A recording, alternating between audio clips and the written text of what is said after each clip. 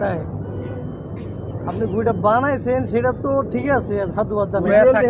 উড়াইছে না কাছে দেখলাম, ও উড়াইছে, আমি দেখছি ওর ঘুড়িটা দেখছি, আমি বুঝে গেছি দুই পাখার মেজারমেন্টটা কেমনে কেন দিলেন এটা তো একটা বুঝার বিষয়। মাশাআল্লাহ পুরো প্লেন। হ্যাঁ উঠছো ভালো, অনেক সুন্দর উঠছে মাশাআল্লাহ। আরো এটা আরো বানানো আরো আমি যত কষ্ট করছি তার চেয়ে অনেক কম। কাপড় হইলে পরে আপনার আরো ছোট যে বাতাস কাপড় ওটা আরো স্টেবল হবে।